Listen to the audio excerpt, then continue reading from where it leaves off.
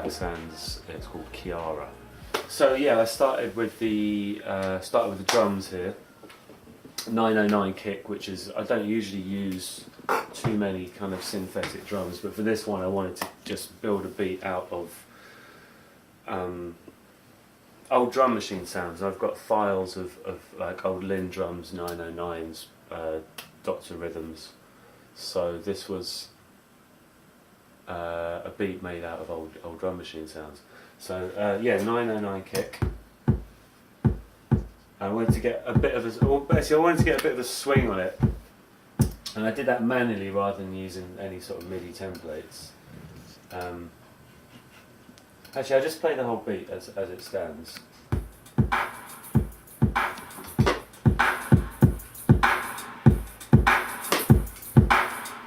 So that's basically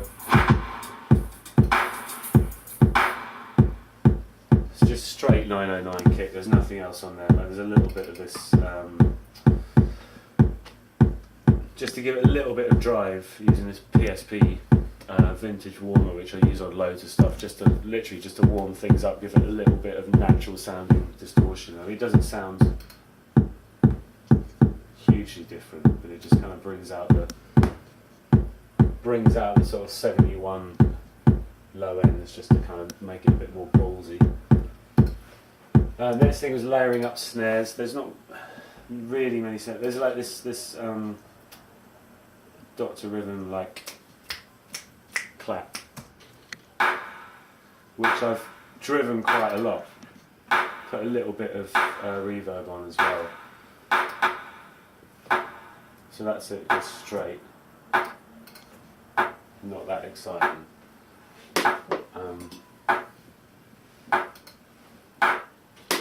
Really like cranked up the overdriven like the top ends. Put some reverb on there, and then just brought out the upper mid, just a bit of 5k here, just to make it kind of have a lot of presence. And then what I've done is layered that with just a couple of hand claps.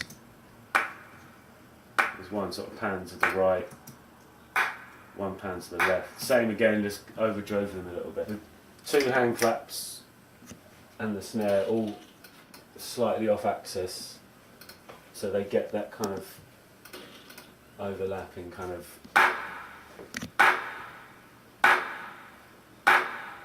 that kind of thing. There's the kick there.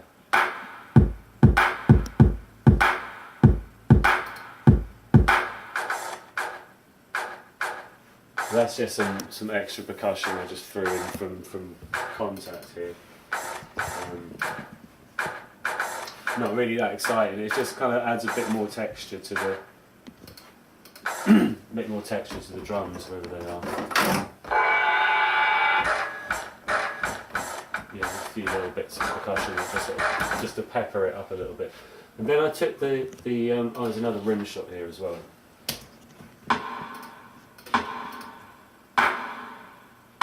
Like layering up, so it's like, yeah, big hand clap, rim shot, 2 other things, some hi-hats which are really sort of disjointed, like they sound a bit weird on their own, but when you put them in the context of the kicks, like they're purposely a little bit pulled about, so they sound a little bit kind of rigid. And there's a shaker,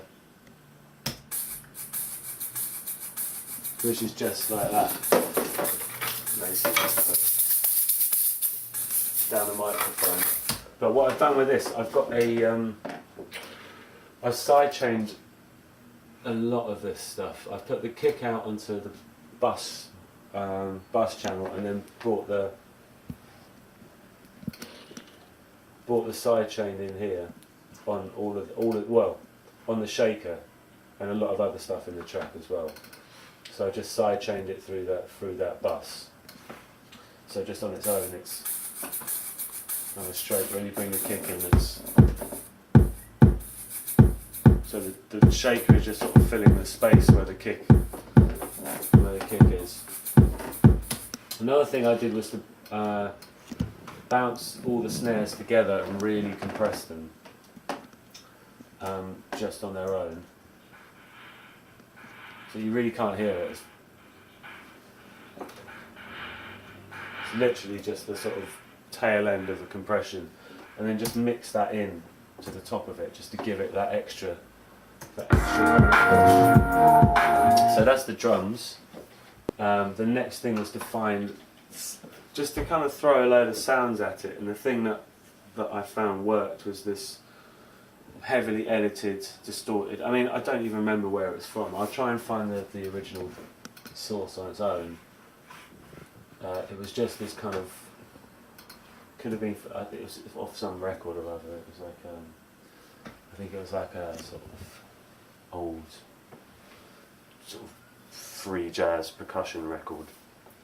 But let me find the sound and then I'll show you what I did with it.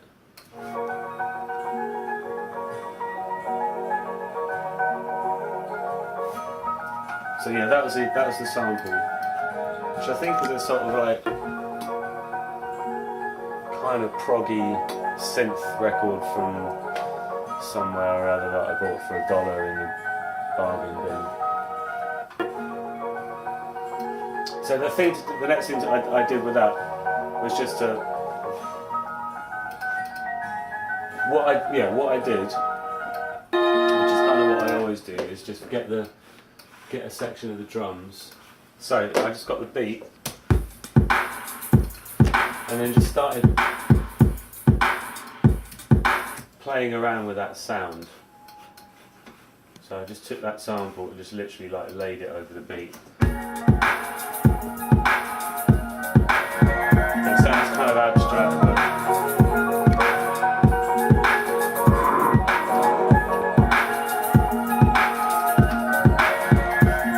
so in this case of just going through finding bits of rhythm, just finding sort of just doing rhythmical edits of this kind of fairly abstract noise. So maybe like I just kind of chop it on the one here. Just play around with it until you make enough chops and edits that it fits. So I might just look for where the points are in the waveform, and literally just drag stuff till it looks like it's going to fit, and eventually something will start taking shape where it becomes sort of more rhythmical.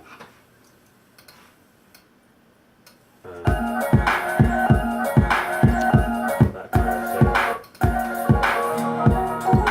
See, like that first part of the beat seems to work. So it's just kind of tailing the last part of the beat. So I might want to just tighten up that. It doesn't matter where it's from, it's just literally looking at the wave file and going, well, that looks like it's going to fit somehow. And just keep going like that until you've got something that's sort of nice and rhythmical and fits with the drums. So I do it again there. That sounds a bit fast, so just keep going and editing until, see, that looks like it's going to fit.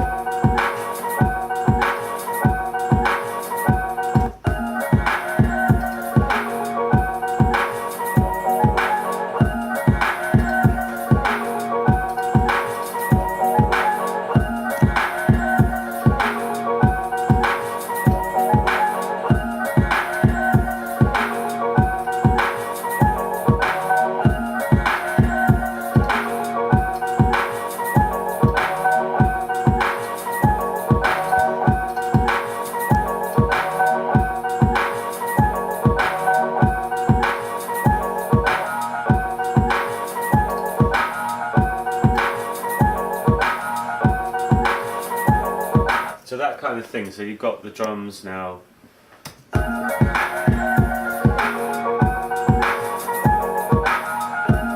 Something fairly rhythmical.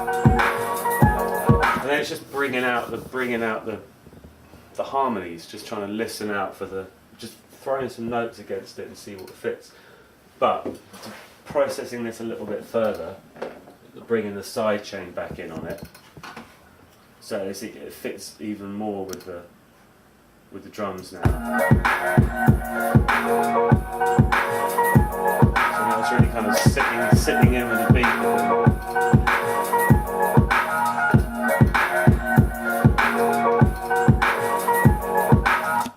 So what I'll do now is just pull up just some sort of a bass sound. I'll work on this later, but just for the purposes of trying to find something to harmonise it, and just listening to the sound and trying to fit some kind of harmony around it, really, just to kind of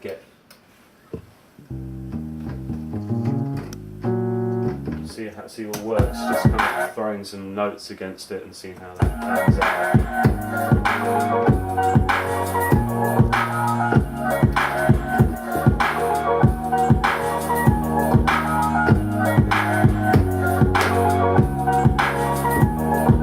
This isn't the actual tune I used on the melody I used on it, but something like that, you know, seems to fit quite nicely.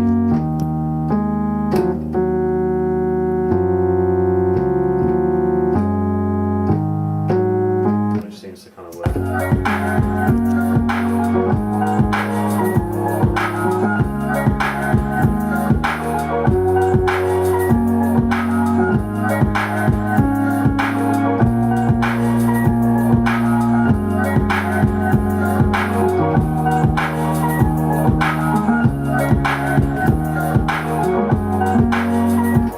Something like that seems to fit quite nicely. It kind of brings that sample, it gives it some kind of context.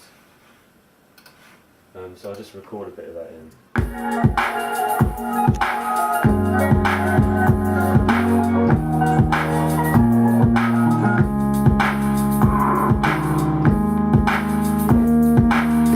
Something like that, for example.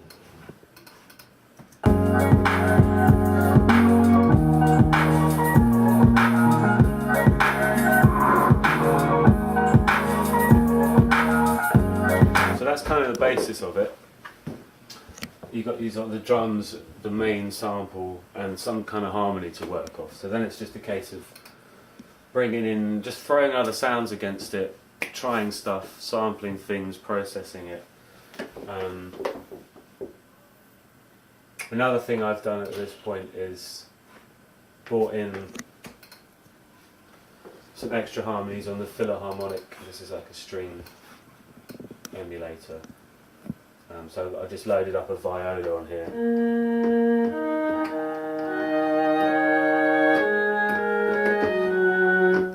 So you can just bring out even more harmony in. So yeah, just trying to find some chords around here now.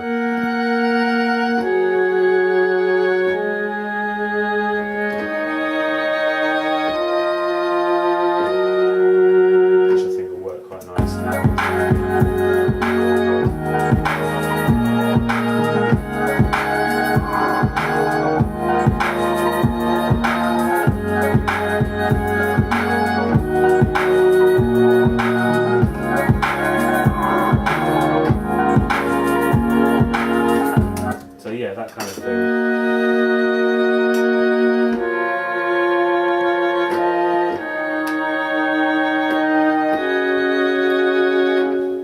So we'll get that in as well.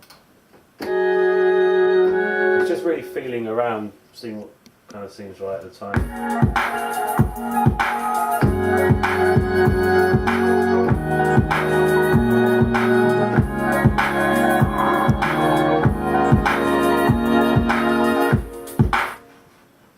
In.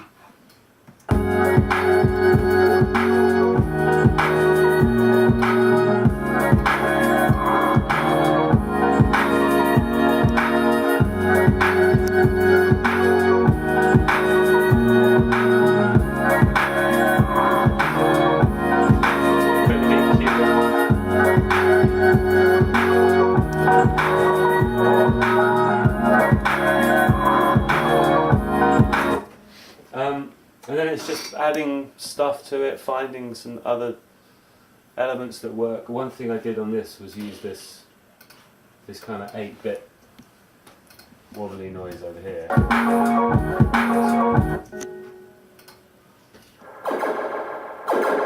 That actually came from an app on the iPhone. That sound. There's this thing called 8-bit tone, which is just like an 8-bit synth on the phone, and I just used it to make those sounds. So yeah, that's the kind of. It's not the line I ended up using. What I ended up using was more of a.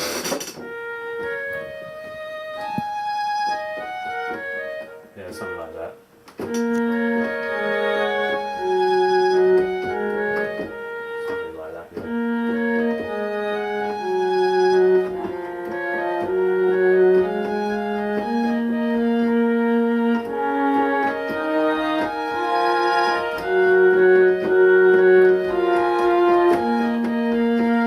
That's the actual riff I ended up using for this thing anyway.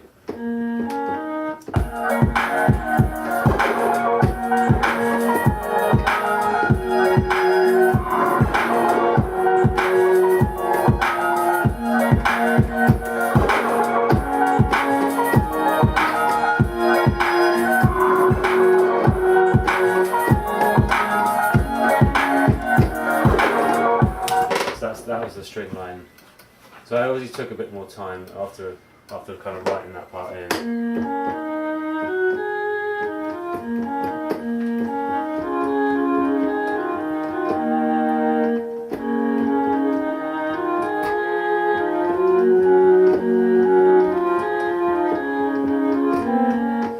Recorded that in with a real violin.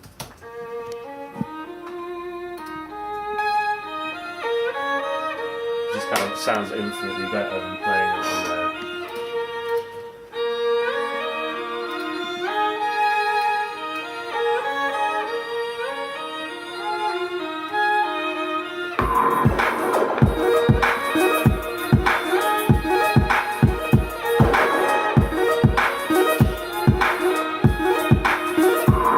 This sound again is the little synth on the iPhone. It's like 59p, and it's amazing. I brought it into the Avalon, put a little bit of reverb, a little bit of delay. Sounds great. A few little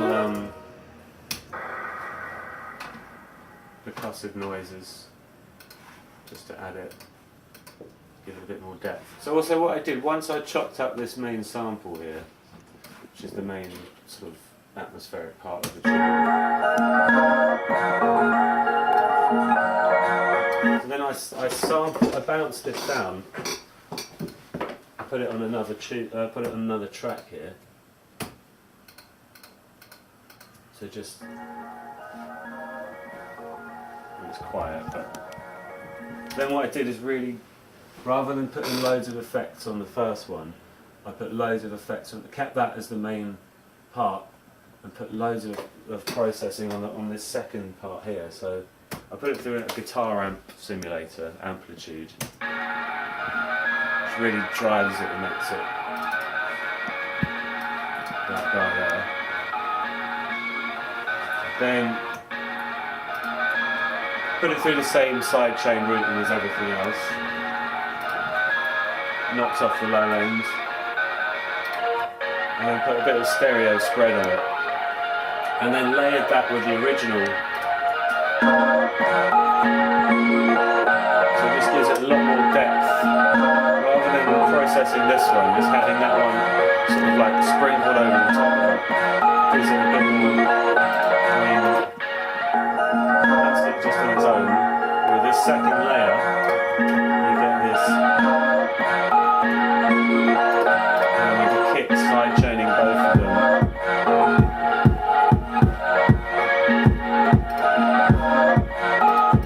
So yeah, that was the basic start of it. So you've got all those elements. The drums and the sample. A little sprinkling of Rhodes there, which is just this.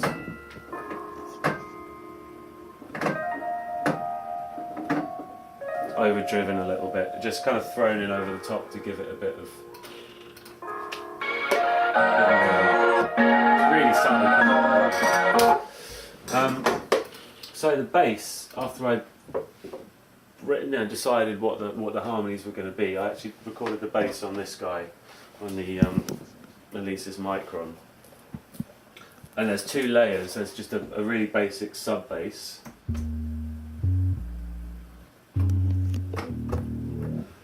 A little bit of a little tweak on the FM at the end there. The other thing was to use a different patch to make the to double it up on the top end. So this is more of a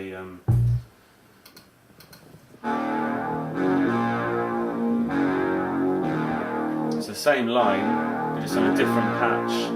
So it's kind of supplying the sort of like the fuzzier top end when you put them together. That kind of really creates the makes it kind of sound like one big noise, but it's kind of two things happening at once.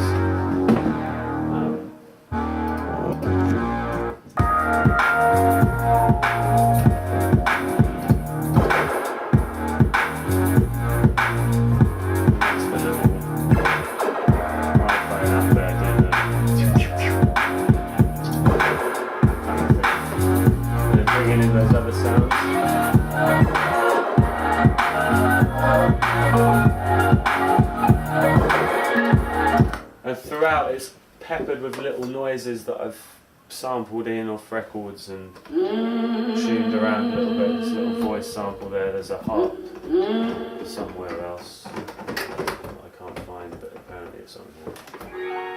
Yeah, that's a recording of an auto harp, which is this thing here. So I'll show you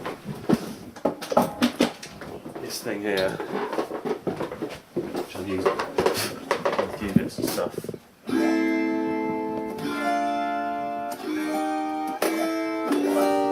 I'll just put that in. Sampled it in.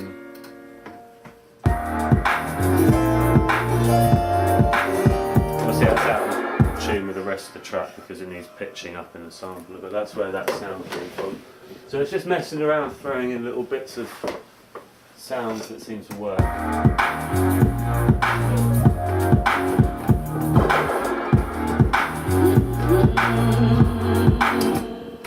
little voice, I don't even know where that's from.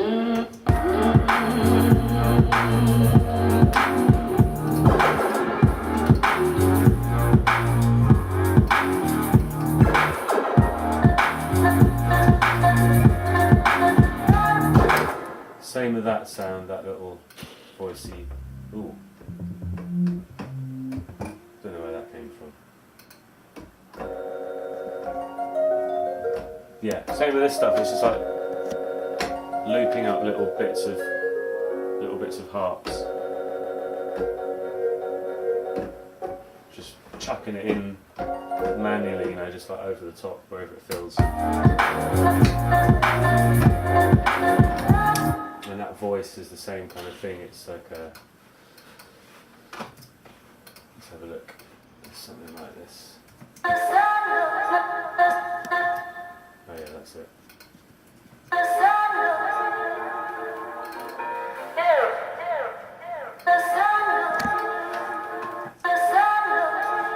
And that is just hit and stop on the turntable to get that.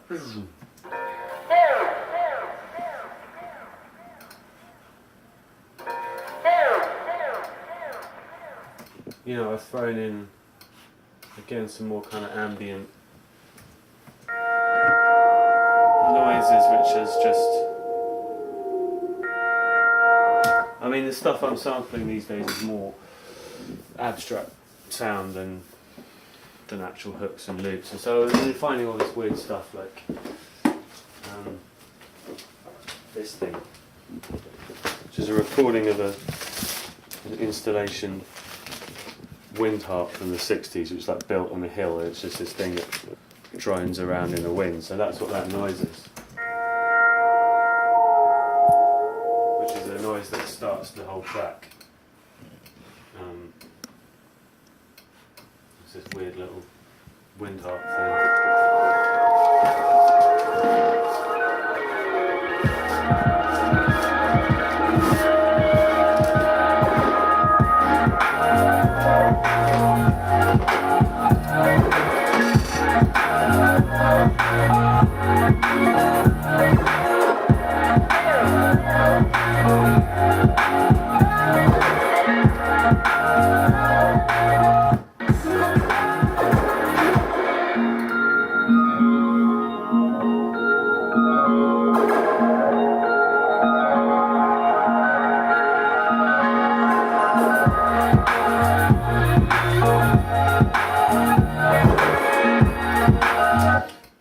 thing is just a sort of automated filter, just introducing this sound. Just put the curve on the filter. Okay, so that's basically how it went down. I mean, there's other stuff in there which will. Well, there's not really, and that's basically it. It's just feeling your way around it and throwing stuff into. Yeah, and that's Kiara. That's how that came about, and there it is. Thanks for watching.